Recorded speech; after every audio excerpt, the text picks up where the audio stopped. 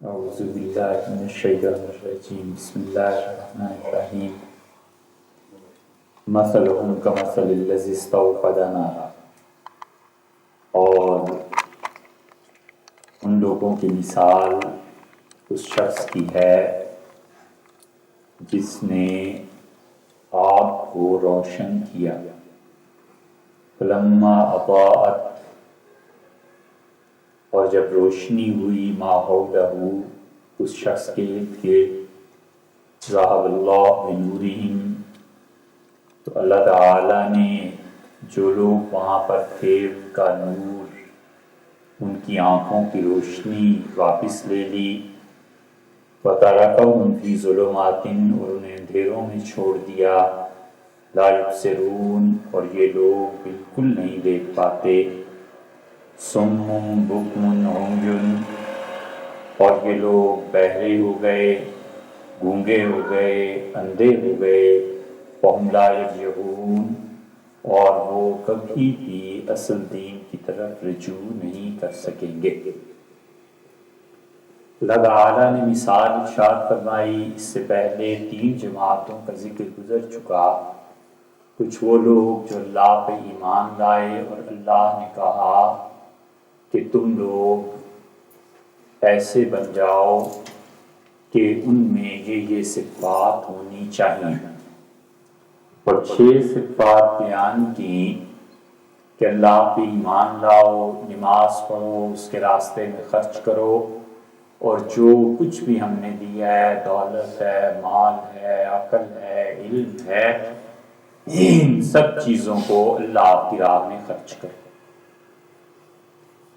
اور آخرت سے ڈرتے رہو کہ تم اس زندگی میں بیکار نہیں بھیجے گئے، بلکہ اس زندگی کو گزار کر ایک نئی زندگی آئے گی اور اس میں تمہیں اس کا حساب دینا ہے۔ پھر اللہ تعالیٰ نے دوسری جماعت کا ذکر کیا کہ وہ لوگ ہیں جو بالکل اللہ کے انکاری ہوئے ہیں، اور وہ ذرہ برابر پرواہ نہیں کرتے کہ اللہ کے ہاں مرنا ہے، جواب دینا ہے، کیا چیز ہے۔ اور تیسرے گروہ کا ذکر کیا جن کی زندگی نفاق سے بھرپور ہے، اور وہ اپنی زندگی میں کوئی اصول نہیں رکھتے، اچھائی مل گئی اچھے ہو گئے، برائی مل گئی برے ہو گئے، اور یہ سب سے زیادہ ڈرنے کی چیز ہے۔ اور اگر کوئی آدمی 1,00,000 میں سے ایک ریت کے ذرے کے برابر بھی نفاق رکھتا ہے تو اسے چاہیے کہ اپنے آپ کو ٹھیک کرے۔ یہ روش اور یہ طریقہ اللہ قرآن میں اس کی مذمت آئی ہے، اور اللہ بار بار لوگوں کو تنبیہ کرتا ہے اور کہتا ہے کہ بالکل ٹھیک ہو جاؤ، ایک طرف ہو جاؤ۔ معاذ اللہ، استغفر اللہ، کسی آدمی نے کافر بھی ہونا ہے نا تو کافر اس منافق سے بہتر ہے جس پہ اعتبار ہی نہ کیا جا سکے، پتہ ہی نہ چلے کہ یہ آدمی ہے کیا۔ اسی لیے رسول اللہ صلی اللہ علیہ وسلم نے فرمایا، ایک صحابی رضی اللہ عنہ کا اللہ کے رسول مجھے دعا سکھا دیں، تو آپ نے فرمایا اللہ سے یہ دعا مانگا کرو کہ اللہم اہدنی وسددنی، اللہ مجھے ہدایت دے، اور اے پروردگار مجھے بالکل تیر کی طرح سیدھا رکھ زندگی میں، یعنی میں گڑبڑ بھی کرنا چاہوں تو اے خدا اس میں میری مدد کر کہ میں صحیح راستے پہ رہوں اور گڑبڑ نہ۔ اور فرمایا کہ جب تم یہ لفظ پڑھو کہ اللہ مجھے سیدھا رکھ، تو ذہن میں تیر کا تصور کرو کہ جس طرح تیر بالکل سیدھا ہوتا ہے، تمہاری پرسنالٹی اور شخصیت ایسی ہونی چاہیے۔ اس لیے اس زندگی کا اتنا بڑا مسئلہ نہیں ہے۔ ابو داؤد کی روایت میں آتا ہے رسول اللہ صلی اللہ علیہ وسلم جب لٹائے جائیں گے لوگ قبر میں، جب کوئی میت لٹائی جاتی ہے تو فرشتے اس سے آ کے سوال کرتے ہیں۔ مومن کے تو سیدھے سادے جوابات ہوتے ہیں، کافر کے بھی سیدھے سادے جوابات ہوتے ہیں، اور جو منافق ہے وہ وہاں پھنس جاتا ہے، اور اس سے وہ پوچھتے ہیں کہ تیرا پروردگار، وہ کہتا ہے کہ میرا پروردگار مجھے نہیں معلوم، اس سے کہا جاتا ہے دین اس کا مجھے نہیں معلوم، اس کا لوگوں میں دنیا میں کیا کہتے تھے، اس نے کہا لا ادری، ہائے افسوس کسی چیز کی خبر نہیں ہے، لوگ جو کچھ کہتے تھے میں بھی وہی کہہ دیا کرتا۔ اور فرشتے جس بات پر مار پڑے گی قبر میں، حضور صلی اللہ علیہ وسلم نے فرمایا کہ فرشتے کہیں گے ما تلیتا ولا دریتا، نہ تو نے خدا کی کتاب کو پڑھا تاکہ تجھے پتہ چلتا کہ منافقت کتنا بڑا جرم ہے انسانی زندگی میں، اور نہ دریتا، نہ تو نے عقل سے کام لیا کہ عقل سے بھی کام لیا ہوتا تو ڈیول پرسنالٹی کو کون اچھا بہتر سمجھتا ہے، چند دن میں رسوائی ہو جاتی ہے۔ وگرنہ لوگ اسی کا اعتبار کرتے ہیں جو آدمی بالکل واضح ہوتا ہے، اس کو جلدی پتہ ہوتا ہے کہ اس کا اصول ہے اور ان اصولوں کے مطابق وہ زندگی گزارتا ہے، تو کہے گا فرشتے ماریں گے اور کہیں گے ما تلیتا ولا دریتا، نہ تو نے خدا کی کتاب پڑھی تاکہ تجھے زندگی کے حقائق کا پتہ چلتا، اور نہ ہی تو نے عقل سے کام لیا، تو کرتا کیا رہا؟ وہ کہے گا لا ادری، کچھ پتہ نہیں ہے زندگی۔ اللہ ان کی مثال دیتا ہے اور کہتا ہے کہ مثلہم، ان منافقین کی مثال اگر تم سمجھنا چاہو تو کمثل الذی استوقد نارا، اس آدمی کو دیکھو جس نے بڑی محنت سے آگ جلائی، جس نے بڑی محنت سے روشنی پیدا کی، جس نے بڑی محنت سے اندھیرے میں چلنے کے لیے لائٹ کا سامان کیا۔ اب یہاں یہ جو فرمایا نا کہ مثلاً ان کی مثال ایسی ہے، تو یہاں تشبیہ نہیں دی، مثال دی۔ تشبیہ اور مثال میں فرق ہے۔ اردو میں جب ہم تشبیہ کو پڑھتے ہیں تو مشبہ اور مشبہ بہی دونوں میں ریزیمبلنس کیا ہوتی ہے اس کی بحث کرتے ہیں شاعری میں، کہ مثلا اس آدمی نے یہ کہا، اس آدمی نے اس کو اس سے تشبیہ دی، مثلا یہ کہتا ہے تشبیہ میں کہ میرا بیٹا تو شیر کی طرح ہے، تو کہا جاتا ہے کہ اس میں وصف کیا مشترک ہے بیٹے میں اور شیر میں؟ کہتے ہیں جی بہادری وصف مشترک ہے۔ تشبیہ کوئی دی جاتی ہے تو پھر اس پہ کہتے ہیں کہ اس میں اور اس کے اجزاء کیا ہے وغیرہ وغیرہ، اردو ادب عربی ادب کا مسئلہ ہے۔ لیکن مثال جب دی جاتی ہے تو پورے ایک ماحول کو دوسرے ماحول کے مطابق بتایا جاتا ہے، اس میں تشبیہ کی طرح لمبی بحث نہیں ہوتی، بلکہ مثال ایک ایسی ہے۔ اللہ فرماتے ہیں ہم تمہیں مثال سے سمجھاتے ہیں، کمثل الذی استوقد نارا، جیسے ایک آدمی نے بہت محنت کر کے آگ جلائی۔ اس آدمی سے کیا مراد ہے؟ اگر ان آیات کو جو پیچھے گزر چکی ہیں رسول اللہ صلی اللہ علیہ وسلم کے دور سے متعلق لیں تو اس کا مطلب یہ ہے کہ یہاں پہ مراد حضور اقدس صلی اللہ علیہ وسلم ہے۔ انہوں نے شدید محنت کر کے آگ جلائی، روشنی پیدا کی، شدید محنت کی تاکہ لوگوں کو رائے ہدایت ملے۔ اور کچھ مفسرین نے کہا ہے کہ جو پچھلی آیات منافقین کی ہیں یہ دراصل یہودیوں کے بارے میں نازل ہوئی ہیں، کہ یہودی جب اپنا مفاد دیکھتے تھے تو رسول اللہ صلی اللہ علیہ وسلم سے وابستہ ہو جاتے تھے، اور جب انہیں سمجھ آتی تھی کہ اب اس میں ہمارا کوئی فائدہ نہیں ہے اور ہمیں قربانی دینی پڑے گی اسلام کے لیے، تو الگ ہو جاتے تھے۔ تو پھر اس سے مراد حضرت موسیٰ علیہ السلام ہے، اس لیے کہ موسیٰ علیہ السلام یہودیوں کے بہت جلیل القدر انبیاء علیہ السلام میں سے تھے۔ یہودیت چلی کہاں سے؟ اصل میں یہ جو یہودیت ہے، حضرت ابراہیم علیہ السلام کے 3 بیٹے ہوئے، 2 بیٹے تو بڑے مشہور ہیں، ایک بیٹا اسماعیل، ایک بیٹا اسحاق۔ حضرت ابراہیم علیہ السلام نے اللہ سے دعا مانگی کہ وجعل لی لسان صدق فی الآخرین، اللہ قیامت تک آگے آنے والی جو امتیں ان میں بھی میرا نام خیر کے ساتھ باقی رکھ، یعنی لوگ میرے لیے دعا کرتے ہیں، لوگ مجھے یاد رکھیں کہ میں تیرا کیسا اچھا بندہ تھا۔ اور یہ دعا کے بعد اللہ تعالیٰ نے انہیں بیٹے عنایت فرمائے، اور ابراہیم علیہ السلام نے کہا کہ الحمدللہ الذی وہب لی علی الکبر اسماعیل و اسحاق، تمام تعریفیں اس اللہ کے لیے ہیں جس نے اس بڑھاپے کے باوجود مجھے اسماعیل اور اسحاق کو بیٹے عنایت فرمائے۔ ایک بیٹے اسحاق علیہ السلام کو انہوں نے بیت المقدس میں بٹھایا۔ یہ بیت المقدس بہت قدیم سے بنا ہوا تھا۔ حضور اقدس صلی اللہ علیہ وسلم نے فرمایا، خود قرآن بھی یہی کہتا ہے کہ اول بیت وضع للناس، اس کائنات میں سب سے پہلی عمارت جو اللہ کی عبادت کے لیے بنائی گئی تھی وہ بیت اللہ، الذی ببکہ، جو بکہ ہے مکہ مکرمہ وہاں پہ۔ اور پھر دوسری عمارت حضور صلی اللہ علیہ وسلم مسجد اقصی۔ عرض کیا گیا کہ ان کے درمیان کتنا فاصلہ تھا؟ آپ نے فرمایا 40 برس کا۔ جس طرح ابراہیم علیہ السلام نے بیت اللہ کو پھر دوبارہ گویا تعمیر کیا تھا.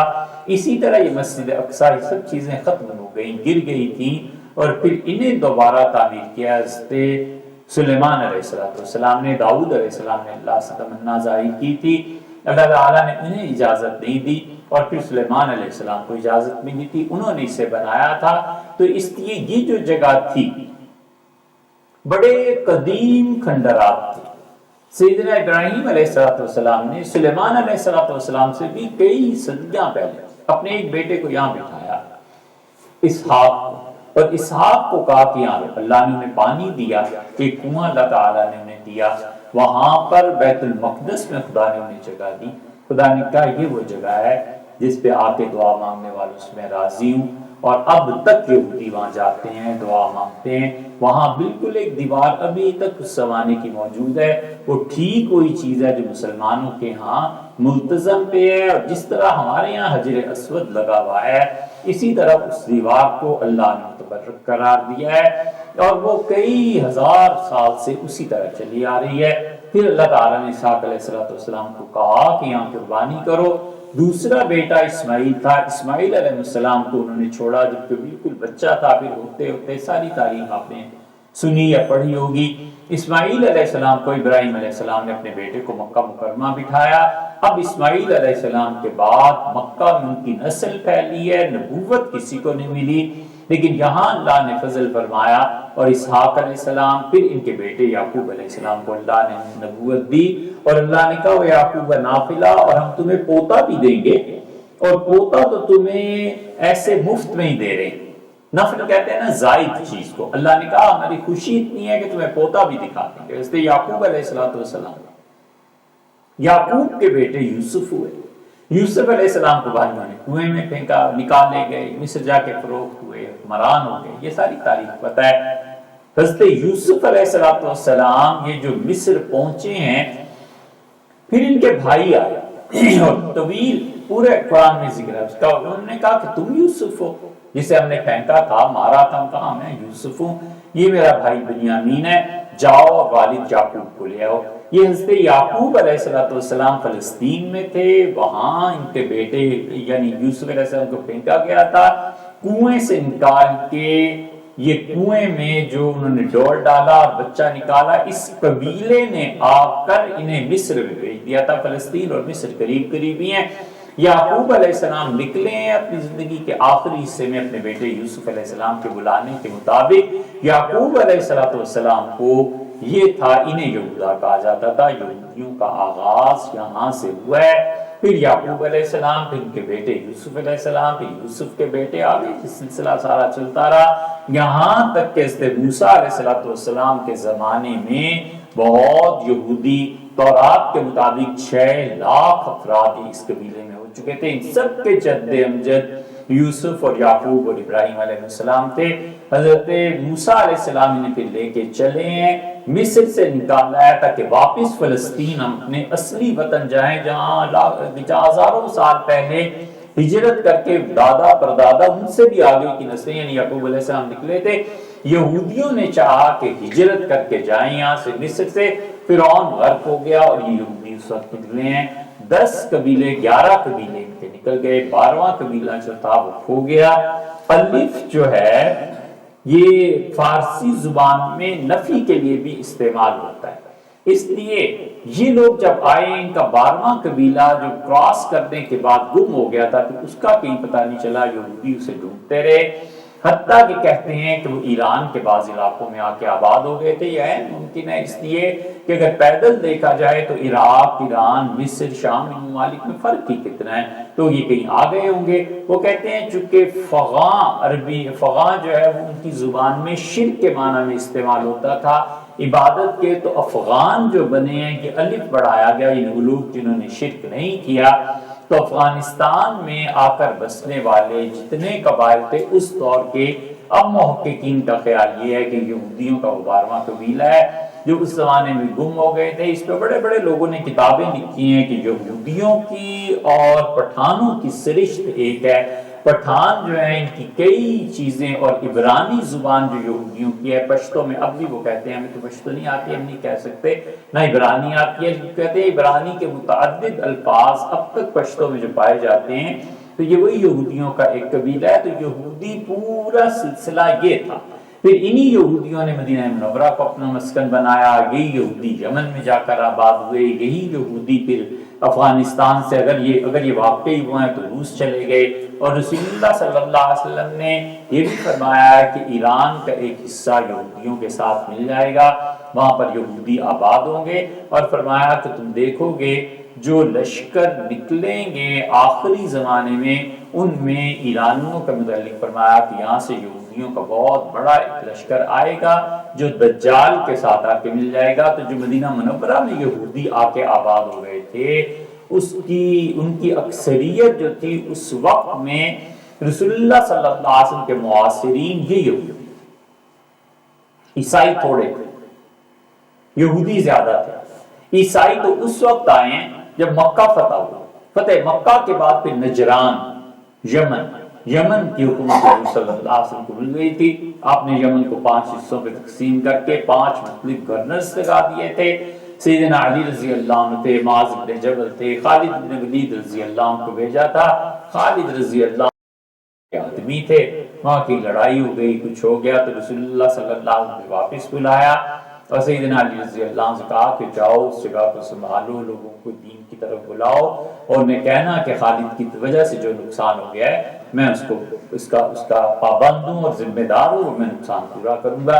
بہرحال یہ یمن سے پھر جو عیسائی آئے تھے، عیسائیت کا زیادہ اختلاط مسلمانوں سے اس وقت ہوا ہے، پھر سیدنا ابوبکر رضی اللہ عنہ کے دور میں شام فتح ہو گیا، پھر سیدنا عمر رضی اللہ عنہ کے دور میں مصر فتح ہو گیا، پھر ہوتے ہوتے عیسائیت سے مسلمانوں کا واسطہ پڑا زیادہ، لیکن اس سے زیادہ یہودیوں سے تھا۔ تو اگر یہ آیات یہودیوں کے بارے میں نازل ہوئی ہیں تو پھر حضرت موسیٰ علیہ السلام، اب یوسف علیہ السلام، ان کے والد یعقوب، ان کے والد اسحاق، ان کے والد ابراہیم علیہ السلام، یہ چاروں پشتیں فلسطین سے لے کے مصر تک کا قصہ ہے۔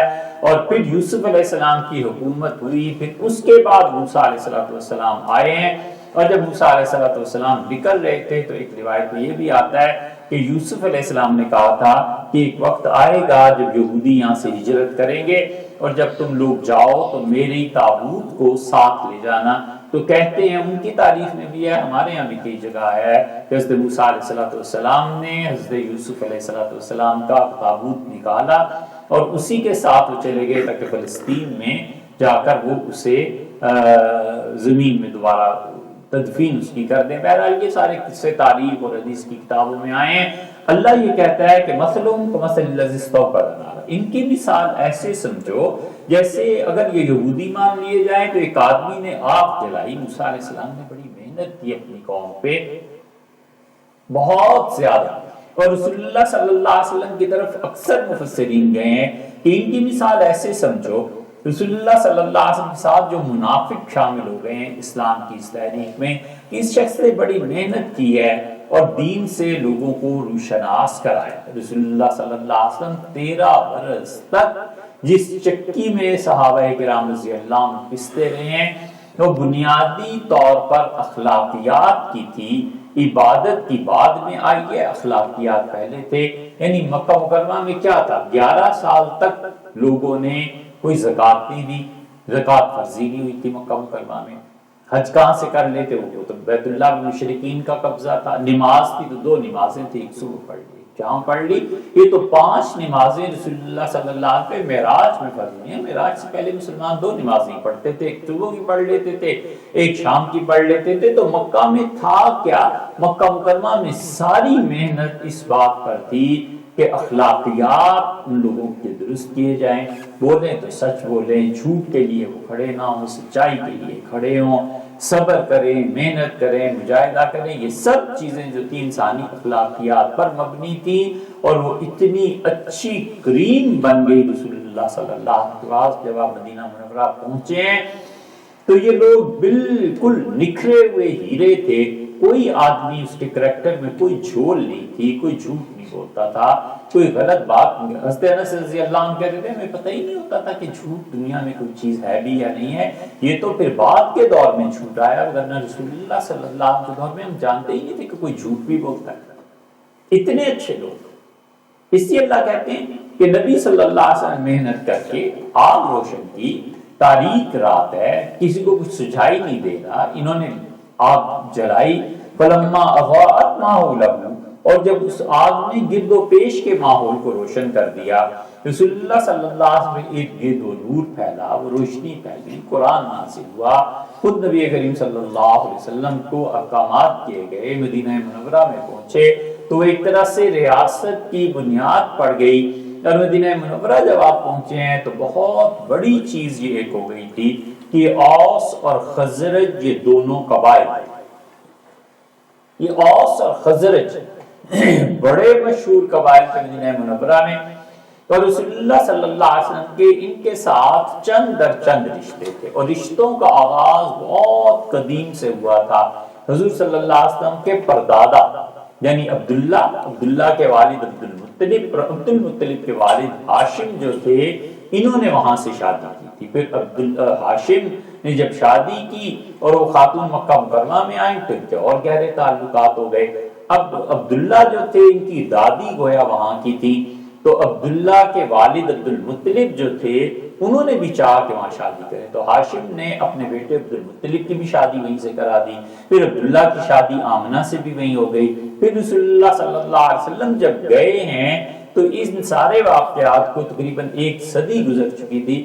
آپ نے بار بار پوچھا کہ کہاں ہے فلاں اور کہاں ہے فلاں اور کہاں ہے فلاں، اور جب اونٹنی بیٹھ گئی تو آپ نے کہا کہ اچھا یہ بتاؤ میرے دادا عبد المطلب کی ننھیال کہاں ہے، میرے والد نے یہاں سے شادی کی تھی، میرے ماموں کہاں ہیں، فلاں آدمی کہاں ہے، فلاں آدمی کہاں ہے۔ تو رسول اللہ صلی اللہ علیہ وسلم نے مدینہ منورہ پہنچ کے اپنے ہی خاندان میں قیام کیا تھا، تو ایک ماحول میں بڑی چیز یہ ہو گئی تھی کہ اوس اور خزرج یہ دونوں قبائل جو پچھلے 125 سال سے لڑ رہے تھے اور مار رہے تھے ایک دوسرے کو، آخر ان میں عبداللہ ابن ابی ایک آدمی پیدا ہوا اور اس نے ان کی صلح کرائی اس غرض سے کہ تم مجھے یہاں کا بادشاہ بناؤ اور ہم ریاست بناتے ہیں، اور اتنی زیادہ لوگوں میں اتحاد اور اتفاق ہو گیا کہ دونوں قبائل نے مل کے سونا بھیجا سنار کے یہاں کہ عبداللہ ابن ابی جسے ہم منافقوں کا رئیس کہتے ہیں، اس کا تاج بنایا جائے گا اور فلاں وقت فلاں مہینہ جو آئے گا اس کی تاج پوشی ہوگی اور پورے مدینہ منورہ کا حاکم بھی ہوگا۔ اللہ کو منظور کچھ اور تھا، اور وہ یہ کہ رسول اللہ صلی اللہ علیہ وسلم تشریف لے آئے اور بنیاد پڑ گئی ایک تو پوری ریاست کی، اور نبی کریم صلی اللہ علیہ وسلم کے آنے کے بعد سب لوگ ان کے ساتھ جڑ گئے۔ اب عبداللہ ابن ابی کی حکومت جاتی رہی، جس آدمی کی تاج پوشی کا سونا گیا ہوا ہو اور تاج بن کے واپس نہ آئے، اس پہ تو پھر جو دکھ ہونا تھا سو ہونا ہی تھا، تو اس نے پھر پوری منافقت کا بھرپور کردار ادا کیا۔ اس لیے اللہ کہتا ہے کہ اس آدمی نے اتنی محنت کی، اور جب ارد گرد میں روشنی پھیل گئی، جب اسلام آ گیا، دین آ گیا، ذہب اللہ بنورہم، یہ جو منافق تھے ان کا نور اللہ نے چھین لیا، وترکہم فی ظلمات، اور اللہ نے انہیں اندھیروں میں چھوڑ دیا، لا یبصرون، اور یہ لوگ نہیں دیکھ سکتے۔ ایک لفظ فرمایا ظلمات، ظلم کی جمع ہے، ظلم عربی میں کہتے ہیں اندھیرے کو، اور ظلمات اس کی جمع ہو گئی، یعنی اندھیرے بھی تھے اور تہ بتہ اندھیرے تھے۔ پھر کہا کہ بادلوں کی تہیں دیکھو ان کے ساتھ لگ گئی، پھر کہا کہ اسی طرح دیکھو کہ یہ اس روشنی سے لا یبصرون نظر ہی نہیں آتا۔ ظلمات کا لفظ جو جمع فرمایا ہے تو اس کا مطلب ہے کہ اندھیرا در اندھیرا ہو گیا۔ منافق آدمی کا یہی حال ہے۔ یہ جتنے منافق تھے عجیب و غریب حرکتیں تھیں۔ رسول اللہ صلی اللہ علیہ وسلم نے بات شروع کی، علم کی، حکمت کی، اٹھ کے چل دیتے تھے۔ نبی کریم صلی اللہ علیہ وسلم خود تشریف لے گئے کہیں ان کے محلے میں اور جا کے سمجھایا کہ اصل بات کیا ہے، زندگی کیا ہے۔ صاف کہتے تھے میں تمہاری بات نہیں سنوں، یہ اس کو جا کے سناؤ جو سننا چاہتا ہو، ہمارے پاس نہ آیا۔ تیسری روش کیا تھی؟ قرآن کہتا ہے کہ جب آپ قرآن پڑھتے ہیں والغوا فیہ، اونچا اونچا بولنا شروع کر دیتے تھے، کوئی بات ہی نہیں ہے۔ قرآن آیا اور انہوں نے ادھر ادھر کی باتیں شروع کر دی۔ ایک آدمی کو اس کی دعوت کو اگنور کرنے کے جتنے طریقے تھے ان منافقین نے وہ سارے طریقے اختیار کیے ہوئے تھے۔ اللہ کہتا ہے کہ جس شخص نے اتنی محنت کی ہے، بجائے اس کے کہ تم اس کی قدر کرو اور سوچو کہ یہ روشنی ہے، اس سے ہمیں فائدہ اٹھانا چاہیے، ہمیں اس کے پیچھے چلنا چاہیے، اس کی بات سننی چاہیے، بھلی بات کرتا ہے، اس کا کوئی اپنا پرسنل انٹرسٹ اس میں نہیں ہے، ذاتی طور پہ۔ اسی لیے اللہ کو دیکھیں نا، قرآن میں بار بار آتا ہے، ہر نبی علیہ السلام تقریباً اللہ کہتا ہے آپ اپنی قوم کو یہ سمجھائیں کہ لا اسألک علیہ مالا، یہ جو میں تمہیں قرآن سناتا ہوں، یہ جو میں تمہیں خدا کی بات سناتا ہوں، یہ تم سے پیسے نہیں لے، کوئی فیس نہیں لے، کوئی دنیا کا نفع نہیں لے، میں تو تمہیں اللہ کے لیے سنا رہا ہوں۔ حضور صلی اللہ علیہ وسلم بار بار یہی کہتے تھے کہ مجھے کوئی انٹرسٹ نہیں ہے تم سے دنیاوی طور پہ، الا المودۃ فی القربى، میں صرف یہ چاہتا ہوں کہ میں تمہارا رشتہ دار ہوں، اس رشتہ داری کا ہی لحاظ کر کے سن لوں، میں تمہاری خاندان کا ہوں، خاندان کے فرد کی ایک بات سن لو۔ اللہ کہتے ہیں کہ کیا ہوا، خدا نے ان کا نور سلب کر لیا۔ یہ نور اللہ جو سلب کر لیتا ہے اور خدا جو توفیق سلب کر لیتا ہے کہ انسانی زندگی کا بڑا سانحہ ہوتا ہے۔ توفیق سلب ہوتی ہے ناقدری سے، اللہ کی انعامات کی قدر نہ کریں۔ اللہ تعالی کا ایک نظام، آدمی کو سوچتے رہنا چاہیے، بڑی گہری سوچ درکار ہے۔ کوئی زمانہ ایسا نہیں ہے جس زمانے میں کبھی بھی اللہ کسی قوم میں اچھے بندوں کو نہ بھیجے، بڑی ٹاپ کی سوچ کے لوگ بھیجتا ہے، قوم ناقدری ہوتی، لوگوں کو قدر ہی نہیں ہوتی کہ کوئی ہیرا ہے، یہ ہیرے جیسا آدمی کس طرح بنے۔ علامہ اقبال کو دیکھیں، کتنا بڑا آدمی تھا، 80 سال تو تقریباً کے انتقال کو بھی ہو گئے۔ اب علامہ اقبال کو پہلے تو پھر بھی کوئی پڑھتا تھا، اب پڑھنے والے بھی ختم ہو گئے۔ وہ جب پی ٹی وی ہوتا تھا تو سب پھر کوئی غزل، کوئی ان کی فارسی کا کلام، اردو کا کلام کچھ ہو جاتا تھا، اب تو بالکل اندھیرا ہی ہو گیا۔ بچے اردو نہیں پڑھتے تو علامہ اقبال کو پڑھ کے سمجھنا تو دور کی بات ہے نا۔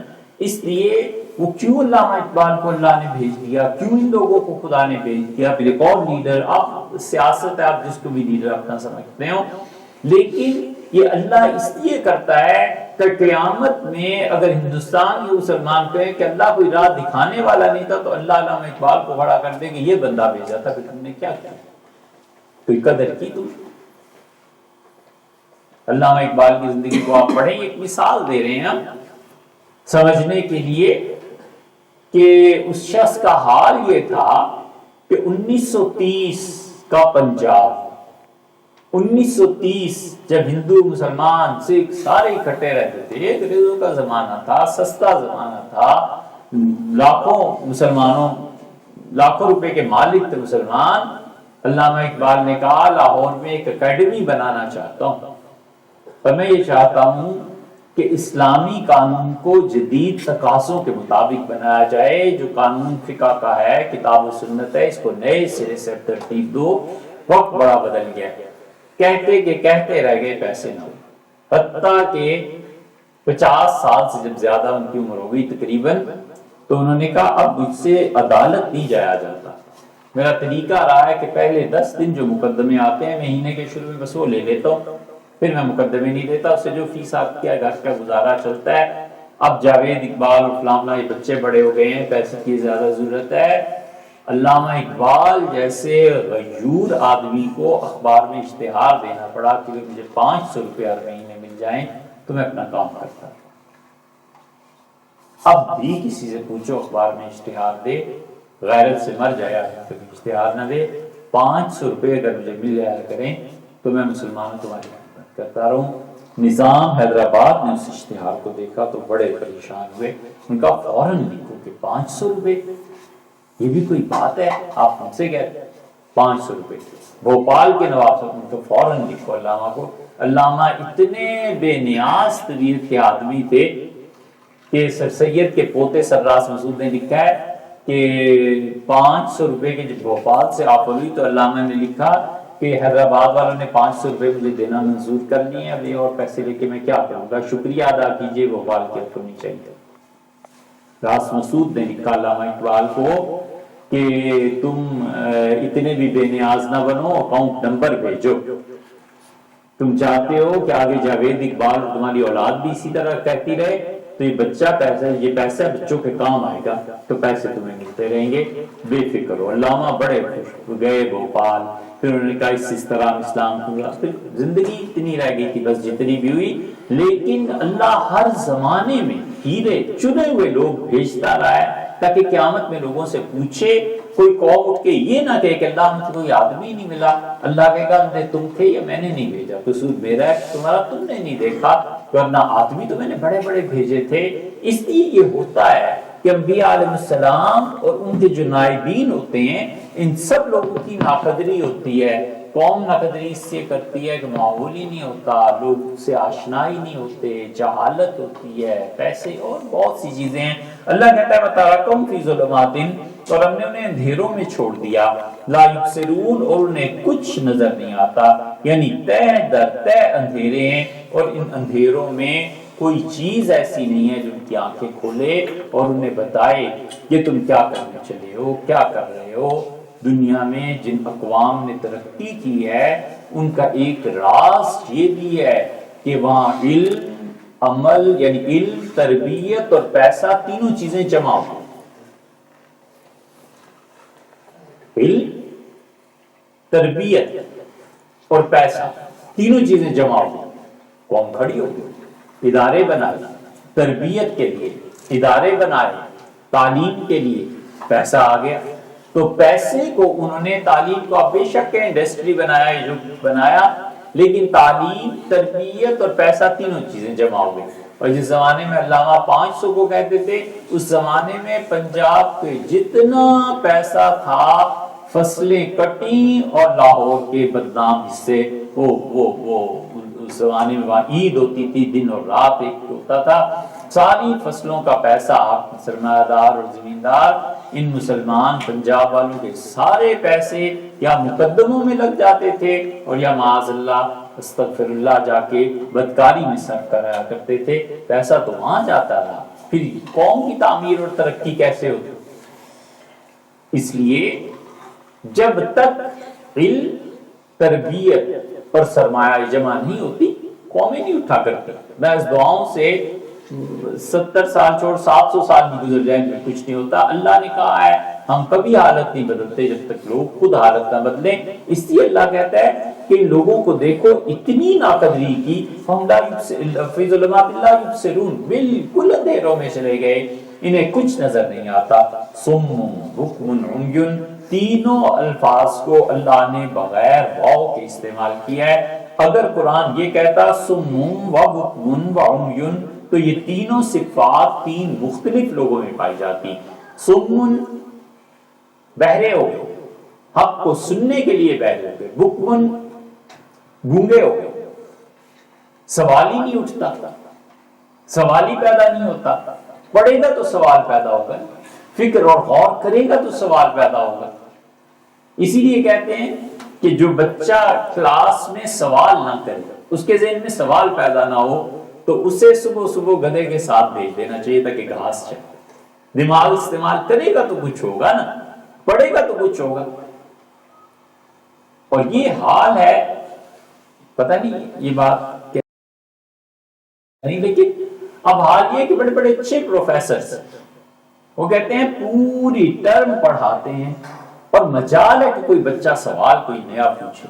बस ये पूछता है कि सर पेपर कहाँ से बनेगा, ये सवाल आएगा, ये चैप्टर आएगा नहीं आएगा। और हम हैरान होते हैं कि पूरी टर्म में कोई बच्चा कोई ऐसा सवाल नहीं पूछता जिससे दिल खुश हो कि बच्चा पढ़ा लिखा है, देखो सवाल पूछा है, देखो ये बात पूछी है। सिर्फ उतना पूछेगा जो एग्जाम में आना है, और उतना पूछेगा जिसके बाद उसे डिग्री मिल जाए। लाहौर में एक प्रोफेसर बड़े बड़े काबिल आदमी, हमें नहीं ख्याल कि इस वक्त हज़रत मुजद्दिद अल-फ़सानी सरिंदी रहमतुल्लाह की तहरीक के मुतालिक इतना बड़ा आदमी पूरी उम्मत में कोई और हो जितने वो हैं। फरमाने लगे 32 साल गवर्नमेंट कॉलेज में पढ़ाया। हमने कहा इकबाल साहब फिर क्या, कोई कहने लगे 32 साल में एक बच्चा ऐसा नहीं मिला जो पढ़ने के लिए आया और सब के सब डिग्री के लिए आया। ان کا ایک بچہ ایسا نہیں آیا جو مجھ سے کچھ پوچھتا اور میں اسے سکھاتا اور خوش ہوتا کہ علم یہ چیز ہے. جو آیا تھا ڈگری کے لیے، جو آیا تھا یہی پوچھتا تھا کہ مضمون کون سا لکھوں اور پیسے اس پہ مارکس کتنے ملیں گے اور کیا ہوگا. یہ ناقدر. اللہ کہتا ہے کہ یہ تینوں صفات، گونگے، بہرے اور اندھے، یہ ایک ہی گروہ میں پائے جاتے ہیں. وہ گروہ بیک وقت اندھا بھی ہے، حق کو نہیں دیکھتا، بہرا بھی ہے، کوئی دیکھے، کوئی دماغ لڑائے تو سوال پیدا ہو. اور اس کے ساتھ ساتھ فرمایا کہ وہ بہرے ہیں اور گونگے ہیں. گونگے ہیں، بولتے ہی نہیں ہیں. اس لیے حق کے متعلق اگر یہ بات کہیں پیدا ہو جائے کہ لوگ بالکل چپ رہے تو اس کا مطلب یہ ہے کہ بات ختم ہو گئی. ایران کی بالکل قدیم تاریخ جو ہے اس میں ایک جگہ آتا ہے کہ بادشاہ بڑا عیاش، ٹیکس لگا دیا گورنمنٹ پہ، پھر اور اس کے پیسے کی طلب بڑھ گئی، پھر اور ٹیکس لگ گیا، پھر اور ٹیکس لگ گیا. ایک دن اس نے اپنے وزیر سے کہا کہ پیسہ تھوڑا آتا ہے، جی چاہتا ہے پیسہ اور آئے. اس نے کہا تو سرکار اور ٹیکس لگا دیتے ہیں، پیسہ آئے گا پبلک دے گی. اس نے کہا مجھے تو ڈر لگتا ہے بغاوت ہو جائے گی، اگر اب ہم نے پیسے کا تقاضا کیا تو کچھ نہیں ہوتا. آپ صرف یہ کریں کہ حکم جاری کر دیں. انہوں نے حکم جاری کر دی. بڑا حیران ہوا جب لوگ پیسہ دیتے رہے.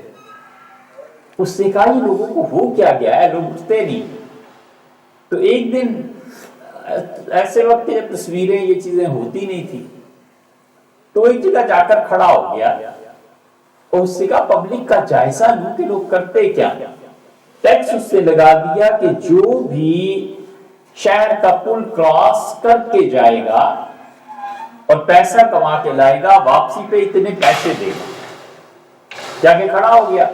لائنیں لگی ہوئی ہیں، لوگ شام کو واپس آ رہے ہیں، اپنے اپنے گھر جا رہے ہیں، اپنے اپنے پیسے جمع کرا رہے ہیں. تو اس نے اعلان کیا کہ لوگوں میں تمہارا بادشاہ ہوں ایران. لوگ بڑے خوش ہوئے. تو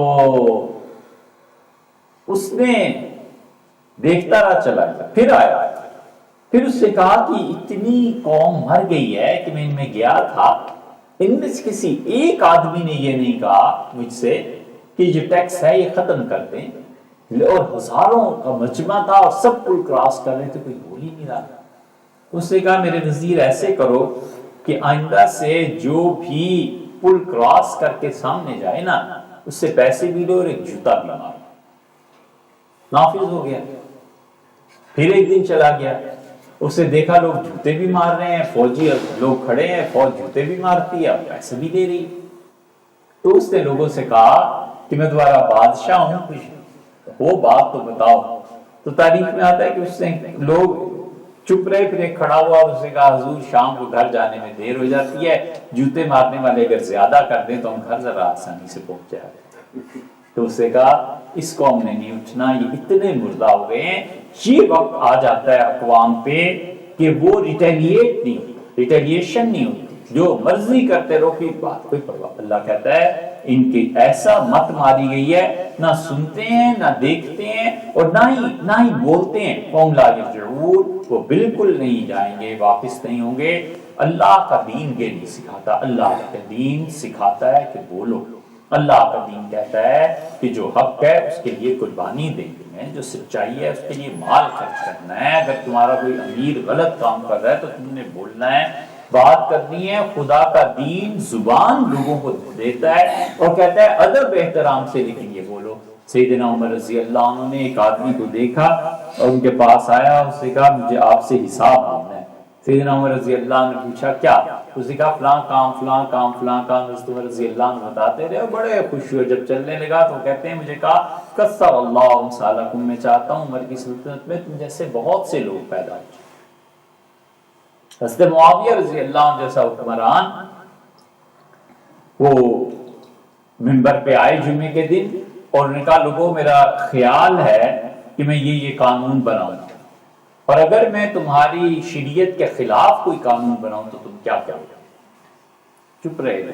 اگلے جمعے کو پھر آئے. تیسرے جمعے کو آئے تو ایک آدمی کھڑا ہوا اور اس نے لاٹھی اپنی دکھائی اور اس نے کہا اس لاٹھی کی طرف سیدھا کر دیں گے، تم قانون بنا کے تو دیکھو.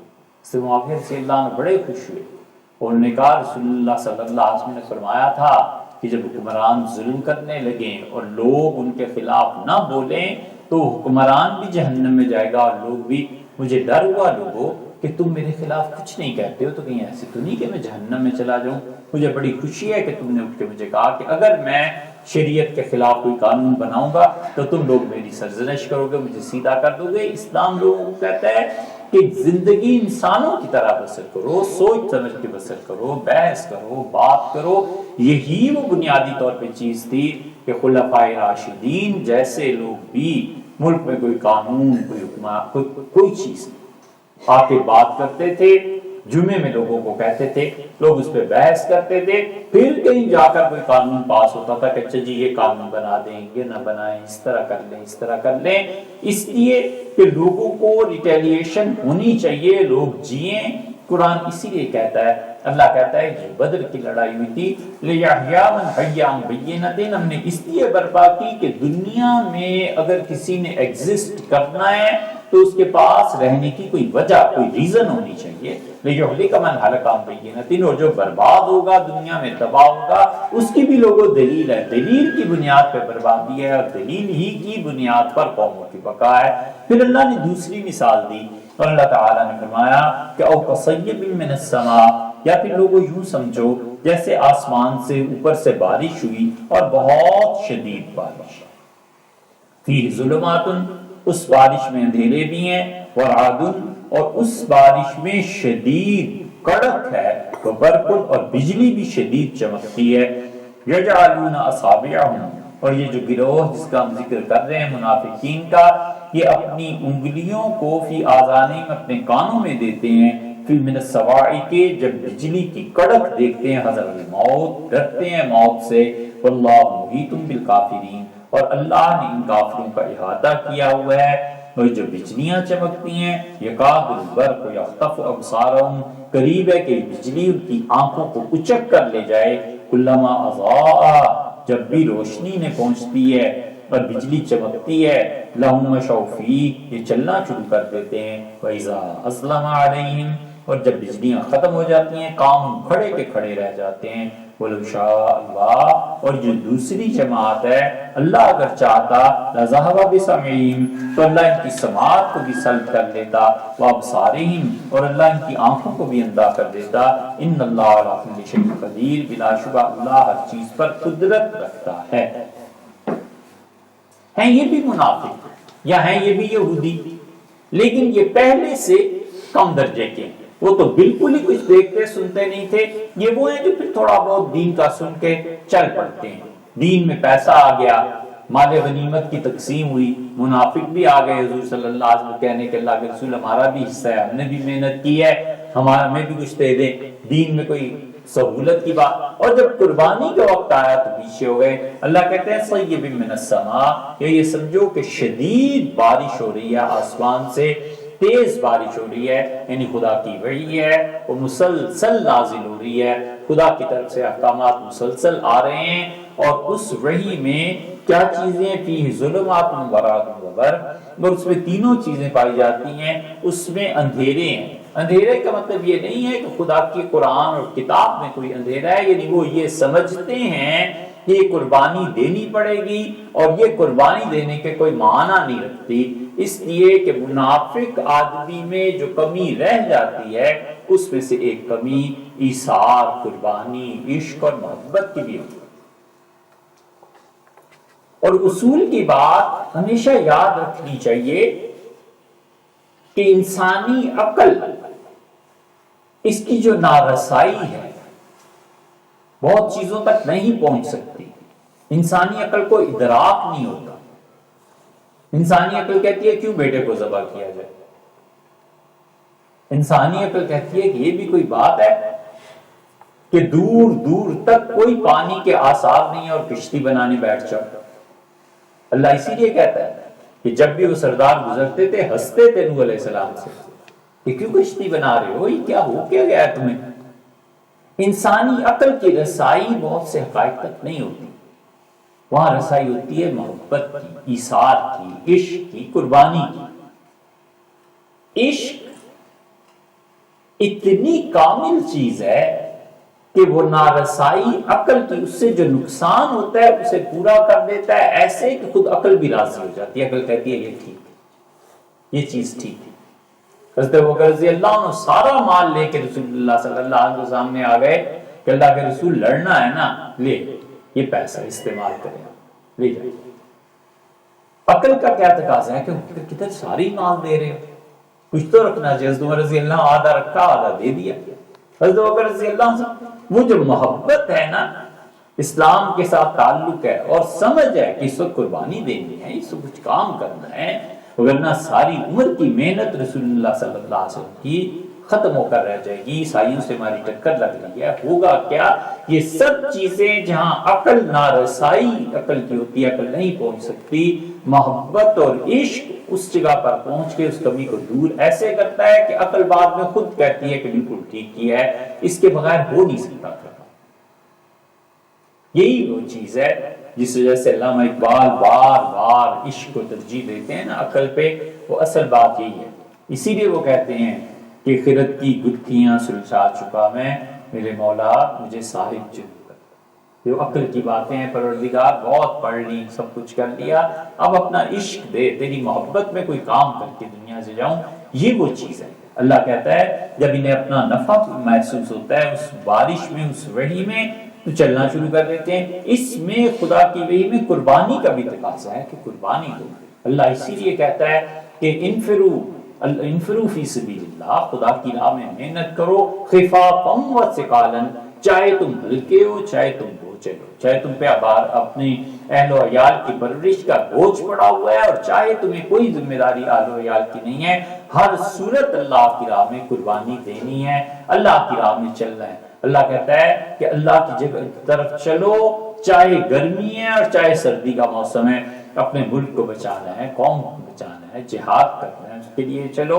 اور مرنا تو پھر ایک بار ہو جاتا ہے، عقل سے آدمی کام لیتا ہے، ایک بار گولی کھا کے مر گیا، اور جس کو روز 100 بار مرنا ہے نا اللہ کی عشق اور محبت میں گھلنا ہے، اس سے پوچھو وہ گھلنا کیا؟ وہ تو گھلتا ہے، وہ تو اپنے نفس کو 10 مرتبہ مارتا ہے، نہیں جی چاہتا صبح اٹھنے کو پھر بھی اٹھتا ہے، کیا کرے؟ اب اللہ سے منہ لگنا ہے، اللہ کے ساتھ تعلق ہے، اس کے لیے اٹھنا ہی اٹھنا ہے، کیا کرے؟ پیسہ خرچ کرنے کو جی نہیں چاہتا، کرنا ہی ہے، اب اللہ نے کہا تو کیا کرے؟ کچھ نہ کچھ تو کرنا ہی پڑے گا نا۔ اس لیے اللہ کہتا ہے اس میں قربانی کا تقاضا ہے، ورعدن، اور اس میں کیا ہے؟ بادلوں کی گرج ہے، برقن، اور بجلی ہیں، بجلیاں کونتی ہیں، اور بادل شدید طور پہ گرجتے ہیں اور شدید اندھیرے ہیں، یجعلون اصابعهم فی آذانہم، اور یہ منافق اپنے کانوں میں انگلیاں ٹھونس لیتے ہیں، من الصواعق، صاعقہ کہتے ہیں بجلی ایسی جو گرے بھی اور چمکے بھی، تو اوقات بجلی چمکتی ہے گرتی نہیں ہے، لیکن صاعقہ ایسی بجلی جو چمکتی بھی ہے اور پھر اس کے بعد کہیں نہ کہیں ہو جا کر گر جاتی ہے۔ اللہ نے فرمایا حذر الموت، موت کے خوف سے یہ اپنے کانوں میں انگلیاں دے لیتے ہیں، یعنی خدا کی وحی کو نہیں سنتے کہ چونکہ حکم ہم تک پہنچا نہیں ہے لہٰذا ہم سے کس نے پوچھنا ہے، حالانکہ ایسے نہیں ہوتا۔ اللہ کے وہ احکامات جو فرض اور واجب کے درجے میں اگر مومن ہو گیا ہے تو یہ اس کی ڈیوٹی ہے کہ اس کا علم حاصل کرے، اسے پتا ہے کہ نماز پڑھنی ہے تو نماز کیسے پڑھنی ہے تاکہ سیکھے گا کہیں سے، اسے پتا ہے کہ زکوٰۃ فرض ہے، زکوٰۃ کا علم حاصل کرے، نکاح فرض ہے تو نکاح کا علم حاصل کرے، نکاح کرنا اس کے لیے ناجائز ہے، حرام ہے، مت کرے نکاح، اس کا علم حاصل کرے کہ کرنا ہے، مرنا ہے پتہ ہے آج نہیں تو کل کسی وقت چل بسوں گا، وراثت رہ جائے گی، کروڑوں روپے پیچھے رہے، لاکھوں روپے رہ جائیں گے، بچے کیا کریں گے؟ شریعت میں کیسے اسے چاہیے کہ وراثت کا علم حاصل کرے، نہیں کچھ بھی ہے، اسے پتا ہے میری وراثت کچھ ہے ہی نہیں، میں تو ویسے ہی اللہ نہ کرے لیکن قرض میں مر جاؤں گا تو نہ وراثت کا علم، قرض کی بھی تفصیل دیکھیں کیا تو اس لیے جو چیزیں کسی انسان پہ فرض ہیں اس کا علم حاصل کرنا بھی فرض ہے، نفل کا علم حاصل کرنا نفل نہیں اس سے پڑھنے نہ پڑھے، علم نہیں حاصل کیا نہ کرے،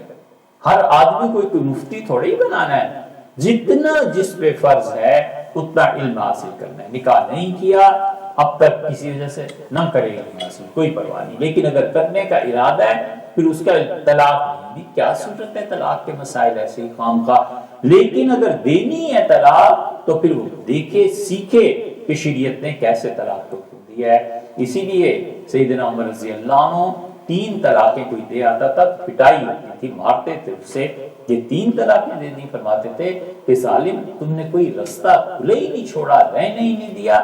اسی لیے 3 طلاقوں کی پٹائی ہوتی تھی کہ طلاق کا طریقہ سیکھو، اگر تمہیں طلاق ہی دینی ہے تو رسول اللہ صلی اللہ علیہ وسلم نے کیسے دی تھی؟ طریقہ سے۔ نبی کریم صلی اللہ علیہ وسلم نے طلاق دی، 1 طلاق دی بس اور بات چھوڑ ختم۔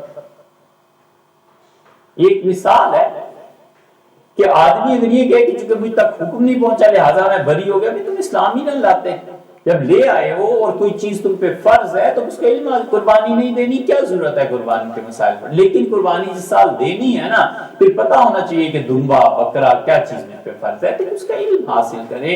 اسی لیے شریعت بار بار ایک سیکوینس طریقہ مقرر کرتی ہے، سب سے پہلے ایمان کے بعد صحیح علم کے بعد صحیح عمل، اور عمل اللہ کے بعد۔ یہ چاروں چیزیں قیامت تک رہیں گی کہ سب سے پہلے ایمان کے بعد صحیح علم حاصل، صحیح علم آ گیا اب صحیح عمل کر لو، صحیح عمل ہے کہ اللہ ہی کے لیے کرنا، کسی کو دکھاوے کے لیے نہیں، کوئی اور مقصد نہیں ہونا چاہیے، بس یہ ترتیب ہے جو قائم ہے۔ رسول اللہ صلی اللہ علیہ وسلم نے ام المومنین حفصہ رضی اللہ عنہا کو 1 طلاق دی تھی، اور رسول اللہ صلی اللہ علیہ وسلم غالباً ارادہ یہی تھا کہ 1 طلاق گزر جائے گی اور پھر دوسری طلاق پڑ جائے گی، پھر خود بخود ہی نکاح ٹوٹ جائے گا۔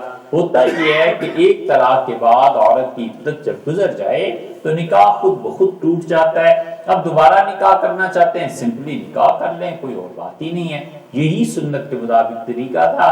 حضور صلی اللہ علیہ وسلم نے 1 طلاق حضرت حفصہ رضی اللہ عنہا کو دی تھی تو وہی جبریل امین آئے، رسول اللہ صلی اللہ علیہ وسلم جبریل میرے پاس آئے اور نے کہا حفصہ کو جو آپ نے طلاق دی ہے اس سے رجوع کریں، انہا صوامتن، یہ بہت روزے رکھتی ہے میرے لیے، قوامتن، رات بھر میری عبادت کرتی رہتی ہے، آپ نے کیسے طلاق کی رجوع فرمائی؟ تو رسول اللہ صلی اللہ علیہ وسلم نے اس طلاق سے 1 سے رجوع فرما لیا تھا۔ اب طلاق دینی نہیں تو ضرورت کیا ہے آخر ان مسائل کے؟ ہر کوئی مفتی تھوڑی بننا ہے، لیکن اگر خدا نہ خواستہ تو پھر اس کا علم۔ اس لیے اللہ کہتا ہے کہ دیکھو یہ کیا کرتے ہیں، کانوں میں انگلیاں ڈالتے ہیں کہ جیسے موت سے بچ جائیں گے۔ وہ مشہور مثال ہے نا کہ شترمرغ پھر ریت میں اپنی گردن چھپاتا ہے کہ شاید وہ بچ جائے گا موت سے، حالانکہ موت تو آئے۔ اللہ محیط بالکافرین، اللہ نے ان کافروں کا احاطہ کیا ہوا ہے، یعنی خدا نے انہیں گھیرا ہوا، خدا کی گرفت سے کوئی نہیں نکل سکتا، خدا کے علم سے اس کائنات کا کوئی ایک ذرہ بھی چھپا ہوا نہیں۔ اس لیے اللہ سے محبت جس چیز کا نام ہے نا، وہ اصل میں اس کے حاضر نہ ہونے کے باوجود اس کی یاد کا غالب رہنا، یہ اللہ کی محبت ہے۔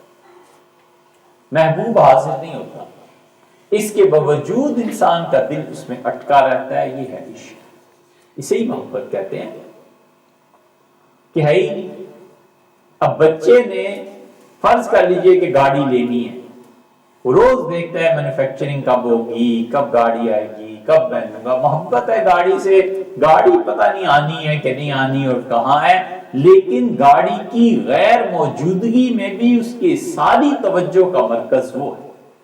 تو محبت ہوتی ہے کہ محبوب کے سامنے نہ ہونے کے باوجود، حتیٰ کہ اس سے نارسائی اس کی وہ نہ پہنچنے کے باوجود، اس کا احساس ہر وقت چھایا رہتا ہے، یہ اللہ کی محبت، یہ اللہ کا عشق۔ آدمی جانتا ہے کہ میں اس دنیا میں سے نہیں دیکھ سکوں گا، جانتا ہے کہ کوئی جسم نہیں ہے جسے میں چھو سکوں، وہ جانتا ہے کہ اللہ کے لیے کوئی چیز نہیں، اس کے باوجود خدا کی یاد میں جو مست رہتا ہے نا، خدا کی یاد ہر وقت۔ اللہ کو ہٹا دیں اس جگہ سے، معاذ اللہ دولت کو بٹھا دیں، تو جس کو پیسے کمانے ہوتے ہیں صبح سے شام تک کے لاکھ اور کروڑ آنا ہے کہ نہیں آنا، وہ اسی فکر میں رہتا ہے، نہ باوجود نہ ہونے کے اس پیسے کے 24 گھنٹے کی فکر ایک ہی ہوتی ہے کہ اب نکلنا ہے، فلاں جگہ جانا ہے، فلاں جگہ، اس لیے کہ دولت محبوبہ ہے، اس کو حاصل کرنا ہے۔ تو محبوب جو بھی ہوتا ہے، وہ انسان ہو، دولت ہو، عہدہ ہو، پیسہ ہو، گاڑی، کوئی چیز، تعالی شان اللہ کی ذات، آدمی اس کے وجود کے بغیر بھی اس کے احساس میں فنا ہو، یہ ہے یہی ہوتا ہے مومن کے ساتھ، اسے اللہ کی یاد، اللہ سے تعلق اتنا قوی اور گہرا ہوتا ہے کہ ہر لمحہ اللہ ہی میں بسر کر رہا ہوتا ہے۔ اللہ کہتا ہے اس کائنات کی ایک ایک چیز اس کا میں نے احاطہ کیا ہوا ہے، تم وہاں کی چاہو گے کہاں؟ تمہاری انٹینشن، سوچ۔ یکاد البرق یخطف ابصارهم، قریب ہے کہ یہ بجلی ان کی آنکھوں کی روشنی چھین لے۔ یعنی بجلی سے مراد یہ ہوا کہ اللہ کے احکامات جو نازل ہوتے ہیں، قریب ہے کہ اتنے سخت احکامات بھی آ جائیں کہ یہ اس دین کو چھوڑ کر بھاگ جائیں۔ لیکن ہوتا ہے یہ ہے کہ کلما اضاء لهم مشوا فیہ، جب بھی خدا کے حکم کچھ نرم آتے ہیں یہ چلنا شروع کر دیتے ہیں۔ رسول اللہ صلی اللہ علیہ وسلم کے پاس آنا، منافق لوگ یہی کرتے تھے، نبی کریم صلی اللہ علیہ وسلم کے پاس آئے، نماز پڑھی، بیٹھے، بات چیت کی، اٹھ کے چلے گئے۔ لیکن اسلام نے جو عزت دی تھی اس کی بنیاد قربانی تھی۔ ایسے ہی تھوڑا ہو سکتا تھا؟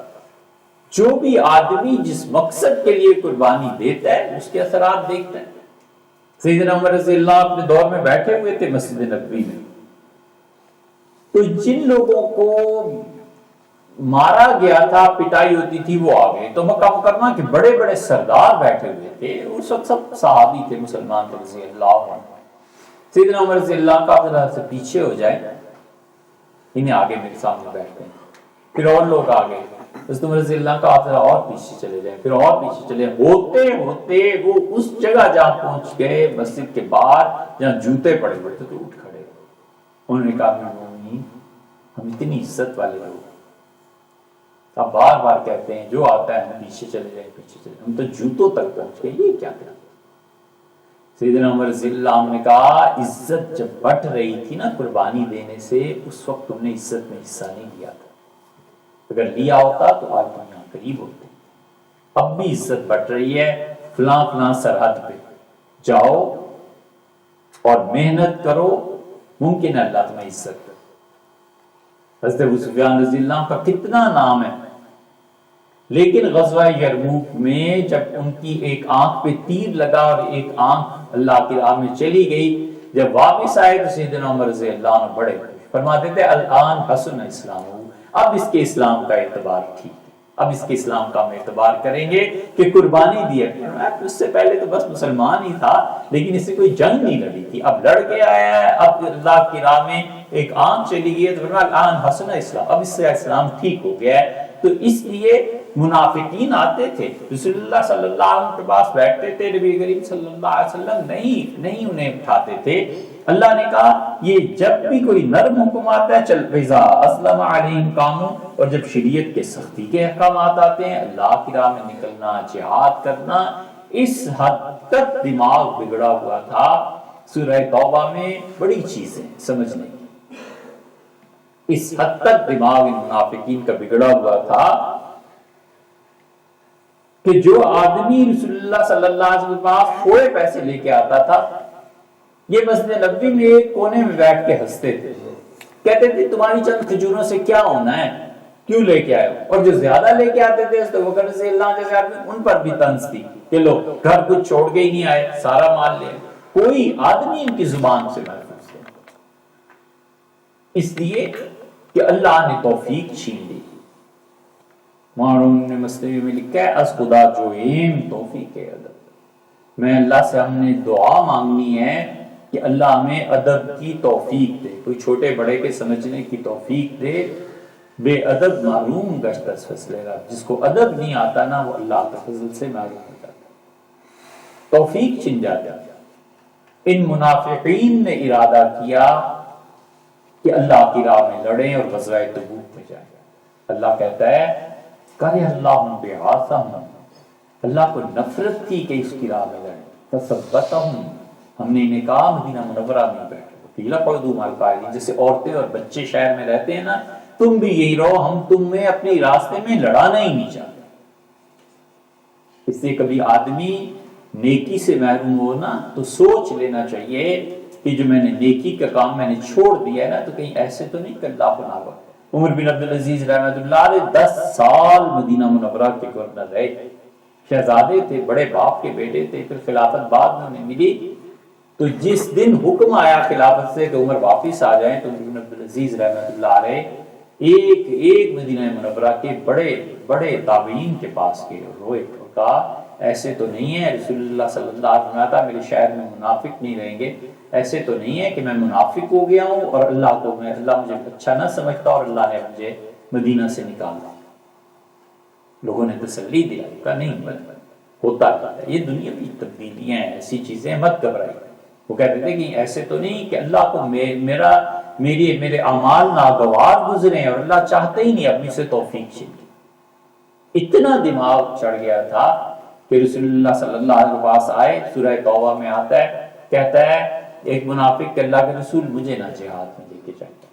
رسول اللہ صلی اللہ علیہ وسلم نے اس سے پوچھا کہ کس وجہ سے؟ قرآن کہتا ہے کہ اس نے کہا کہ ولا تفتنی، اللہ کے رسول میں اتنا خوبصورت ہوں کہ عیسائیوں سے اگر لڑائی ہوئی تو ان کی عورتیں مجھے گمراہ کر دیں گی، مجھے دعوت دیں گی گناہ کی، میں چلا جاؤں گا، مجھے قابو نہیں ہے، تو اس لیے آپ مجھے نہ لے کے جائیں۔ اللہ نے فرمایا الا فی الفتنۃ سقطوا، اس سے کہیے کہ تم لوگ اس سے بھی بڑی گمراہی میں گر گئے، چلے گئے۔ مطلب یہ کہ وہ تو پھر کوئی گناہ کی بات تھی نا، یہ تو ایسی چیز ہے کہ اللہ نے جہاد کی توفیق ہی چھین لی ہے، ساری زندگی خدا کے راستے میں محنت ہی نہیں کر سکتے، چھٹی تو پھر کوئی گناہ تھا کہ چلو معافی ہو جاتی، اللہ نے توفیق ہی چھین۔ اللہ نے کہا کہ میں چاہتا ہی نہیں تم، اس لیے اللہ کہتا ہے کہ دیکھو ان لوگوں کو اذا اسلم علیہم قام، پھر کھڑے ہو جاتے ہیں، ولو شاء اللہ لذهب بسمعهم وابصارهم، اگر اللہ چاہتا تو یہ تھوڑا بہت دین پہ چلنے کی توفیق ہے نا، خدا اسے بھی چھین لیتا۔ اللہ کے دین پہ چلنے کی توفیق چھیننا کبھی تو ہو جاتا ہے بے ادبی سے، کہ ادب اور احترام نہ کرتے، بڑی سخت چیز ہے۔ نبی کریم صلی اللہ علیہ وسلم کی بے ادبی، اللہ کی بے ادبی، اللہ نے جن چیزوں کو شعار بنایا جنہیں دیکھ کے خدا یاد آتا ہے، مسجدیں، عبادت گاہیں، مندر، گرجے، یہ سب چیزیں اللہ کی یاد دلاتی ہیں۔ اگرچہ گرجا اور مندر بظاہر ہمارے نزدیک ٹھیک ہے، کفر کے مراکز ہیں، لیکن اس کے باوجود اسلام کہتا ہے انہیں نہیں مٹاتا۔ حضور صلی اللہ علیہ وسلم جہاد کے لیے بھیجتے تھے، فرماتے تھے کہ جہاں یہ عبادت کر رہے ہو نا، کسی مذہب کی عبادت گاہ کو نہیں چھیڑو۔ پھر فرماتے تھے کچھ لوگوں کو دیکھو گے وہ اپنے بتوں کی عبادت میں مصروف ہیں اور تمہارے ساتھ جنگ نہیں کر رہے، خبردار انہیں کچھ نہ کہنا۔ بتوں کو توڑنے تک سے منع آیا ہے کہ انہیں نہیں توڑا جا سکتا۔ حنفی فقہا کہتے ہیں رسول اللہ صلی اللہ علیہ وسلم نے جو توڑے اور مکہ مکرمہ میں جو صفائی ہوئی، اس کی وجہ یہ ہے کہ وہ گھر اصل میں خدا کی توحید کے لیے بنایا گیا تھا، یہ چیزیں تو بعد میں ایکسٹرا اس میں شرک کو لا کے داخل کیا گیا ہے، اور اسلام کو ایک جگہ چاہیے کہ اپنا مرکز بنانے کو، اس سے اسے وگرنہ سیدنا عمر رضی اللہ عنہ کے زمانے میں مصر فتح ہوا ہے، یہ حرام مصر جو ہے، یہ ساری چیزیں سیدنا عمر رضی اللہ عنہ اڑا نہ دے، کسی نے کچھ نہیں کی۔ انہوں نے کہا چھوڑ دو ان چیزوں کو، جو بھی خدا کی عبادت جس رنگ میں کر رہا ہے نا، تم سے لڑنے نہیں آیا، مت چھیڑنا، اس لیے کہ اللہ جانے اور وہ جانے۔ اسلام کو جبر سے تھوڑی، مسلمان تھوڑی کر لینا ہے جبر سے، بس ٹھیک ہے۔ اس لیے اللہ کہتا ہے کہ دیکھو یہ توفیق چھنتی ہے بے ادبی سے، کسی بھی مذہب، ادب احترام، اس مذہب میں خود نہ جائے، مگر یہ بھی نہیں ہے کہ ان کی بے ادبی کرے، ان کی بے احترامی کرے، یہ نہ کرے، توفیق چھن جاتی ہے۔ اسی طرح دوسری وجہ کبھی کبھی یہ ہو جاتی ہے کہ انسان پر غفلت طاری ہو جاتی ہے۔ غفلت جس سبب سے طاری، اس سبب کو دور کرنا چاہیے۔ زیادہ پیسے کے چکر میں غفلت ہو گئی نماز سے، ذرا کسی اور چکر میں پڑ گیا، تو اپنے آپ کا خود تجزیہ کر کے اللہ نے جو عبادت فرض قرار دے دی ہے، دل لگے نہ لگے اس کام کو کرے، جی چاہے نہ چاہے، اللہ نے ایک چیز ضروری قرار دے دی ہے، اور اللہ کا قرب جتنا اپنے نفس کو قابو کر کے خدا کی عبادت میں ملتا ہے نا، اللہ کا اتنا قرب جی کے چاہنے سے نہیں ملتا۔ گرمی ہے، نہایا، چلو نماز پڑھ، بالکل ٹھیک ہے، گرمی ہے، پسینہ ہے شدید، سخت تنگ آیا ہوا ہے، اور دل نہیں چاہتا، اس کے باوجود نماز پڑھتا ہے، یہ نماز خدا کا زیادہ قرب دلاتی ہے۔ وجہ اس کی یہ ہے کہ دل کا نہ چاہنا جو ہے نا، یہ ایک پورا فیکٹر ہے۔ آدمی اپنے آپ کو اصول ڈسپلن کی زندگی پہ رکھتا ہے وہ زیادہ، اسی لیے رسول اللہ صلی اللہ علیہ وسلم سے نیکی، حضرت عائشہ رضی اللہ عنہ کہتی ہیں رسول اللہ صلی اللہ علیہ وسلم فرماتے تھے کہ قل و ادیم، تھوڑا عمل کرو چاہے لیکن مسلسل کرتے رہنا، مسلسل کرتے رہو، اللہ کو زیادہ اچھا لگتا ہے۔ ایک دن 100 نفل پڑھ لیے پھر سارا سال غفلت ہو رہی ہے، روز 2 نفل ہی پڑھتے ہیں بس، ٹھیک ہے ساری زندگی اب پڑھنا ہی ہے، 10 مرتبہ درود شریف پڑھنا ہے، ساری زندگی اب پڑھنا ہے، 10 مرتبہ ہر دن پڑھنا ہے۔ یہ نہیں ہے کہ ایک دن 1000 بار پڑھ لیا اور پھر سارا مہینہ چھٹی ہو گئی۔ اس لیے اللہ کہتا ہے کہ دیکھو کہ یہ جو توفیق ہے نا، وَلَوْ شَاءَ اللَّهُ لَذَهَبَ بِسَمْعِهِمْ وَأَبْصَارِهِمْ، اگر اللہ چاہتا تو یہ تھوڑی بہت توفیق بھی ان سے لے لیتا۔ ان اللہ علی کل شیء قدیر، اللہ ہر چیز پر قدرت رکھتا ہے۔ اللہ تعالی کی قدرت، امکان، یہ سب چیزیں مفسرین نے اس پہ بحث کیا، وہ ہمارا موضوع نہیں ہے اس وقت کا، لیکن اللہ ہر چیز پر قدرت رکھتا ہے۔ اللہ کی قدرت پر نگاہ رکھ کے آدمی کو اللہ سے معاملہ کرنا چاہیے۔ اللہ سے ایسی چیزیں مانگنا جن کو خود اللہ نے منع کر دیا ہے نہیں کرنی چاہیے، یہ بہتر۔ اگر کوئی آدمی اللہ سے نبوت کی دعا مانگنے لگے کہ مجھے ملے، یہ کفر ہے، اس لیے کہ اس ایک عقیدے کا انکار کر رہا ہے نا کہ حضور صلی اللہ علیہ وسلم خدا کے آخری نبی، تم کس کھاتے میں۔ اسی طرح وہ چیزیں جو ناممکنات میں سے ہیں ان کو اللہ سے طلب کرنا، آسمان گر جائے، بہت سی اس کی مثالیں دی جا سکتی ہیں۔ اللہ کی قدرت کا مطلب یہ ہے کہ اللہ تعالیٰ سے آدمی جتنی چیزیں بھی مانگتا ہے امکان کے دائرے میں رہ کر مانگنی چاہیے، اور اس غلط فہمی کا ازالہ ہونا چاہیے کہ بسا اوقات شیطان کے سبق انسان کو سکھاتا ہے کہ اللہ کیسے اسے کرے گا۔ اس وقت اللہ کی قدرت کو دیکھنا چاہیے، اپنے آپ کو نہیں دیکھنا چاہیے۔ مثلا ایک آدمی کہتا ہے کہ اے پروردگار مکان دے، تو اللہ کے لیے کیا مشکل ہے مکان دینا؟ اب وہ کہتا ہے میں اپنے آپ کو دیکھوں تو میرے پاس 10,000 بھی ہے، تو تم اپنے آپ کو دیکھتے پھرتے ہو، اللہ سے مانگو، اللہ کے لیے تو ممکن ہے نا۔ جو چیز حق تعالی شان کے لیے ہے اور عالم امکان میں جائز ہے، اسے اللہ سے طلب کرنے میں کوئی مذائقہ نہیں ہے۔ انسان اپنی عاجزی اور اپنی کمی پر اللہ کو قیاس نہ کرے، حق تعالی شان اس سے بڑھ۔ اسی لیے رسول اللہ صلی اللہ علیہ وسلم نے فرمایا لوگوں اللہ سے ہمیشہ یقین کے ساتھ مانگو، کبھی یہ نہ کہو کہ اللہ اگر ایسے ہو جائے تو اگر ایسے ہو جائے۔ یہ ویسے بھی اگر کا جو لفظ ہے نا رسول اللہ صلی اللہ علیہ وسلم سے زیادہ پسند نہیں کرتے تھے۔ آپ نے فرمایا فَإِنَّهَا تُفْتَحُ بَابَ الشَّيْطَانِ، شیطان کا دروازہ کھلتا ہے، کاش اگر ایسے ہوتا، ایسے ہو جاتا، ایسے ہوتا۔ اور جب تمہیں ذہن میں زیادہ آئے نا، اس سے مایوسی پیدا ہوتی ہے نا کہ کاش یہ عہدہ مل جاتا یار، اگر میں اس وقت اگر میں یہ کرتا۔ کیوں مایوسی میں جاتے ہو، دکھ اور تکلیف میں جاتے ہو؟ حضور صلی اللہ علیہ وسلم فرمایا جب ایسی باتیں ذہن میں آنے لگے نا تو پھر یہ کہا کرو کہ ما شاء اللہ کانا وما لم یشاء لم یکن، جو یار اللہ نے چاہا ہو گیا، اللہ ہی کو منظور نہیں تھا نہیں ہوا، ختم۔ مایوسی کا دروازہ ہو، شریعت بار بار اس ڈپریشن سے نکالتی ہے۔ مت افسوس کرو جو ہو گیا، لا تاسو لا ما فاتکم، جو چیز زندگی میں ہاتھ سے نکل جائے اس پہ حد سے زیادہ افسوس نہ کرو۔ ولا تفرحوا بما آتاکم، جو کچھ ہم دے دیں تمہیں اس پہ آپے سے باہر نہ ہو جاؤ، اتنی خوشی نہ منانے لگو کہ دوسروں کو دکھ پہنچے۔ بس درمیان کی راہ جو نکل کے ہاتھ سے اب نہیں ہونی تھی، فَإِنَّا تُفْتَحُ بَابَ، شیطان کو دخل اندازی کا موقع ملتا ہے، تمہارے دماغ میں خدا سے مایوسی پیدا کرے گا، مت کرو ایسے، یہ کہو ماشاء اللہ کانا، اللہ کو یار ایسے ہی منظور، اللہ کو منظور تھا، وما لم یشاء لم یکن، اور جو اللہ نہ چاہے وہ کبھی بھی نہیں ہو سکتا۔ اس لیے مشیت باری تعالیٰ کے حوالے کر دینا چاہیے۔ تو یہ دعا کی بھی تلقین کی گئی کہ اللہ سے مانگو تو اللہ تعالیٰ کی صفات، اس کی قدرت، اس پہ نظر رکھو اور اپنی آج سے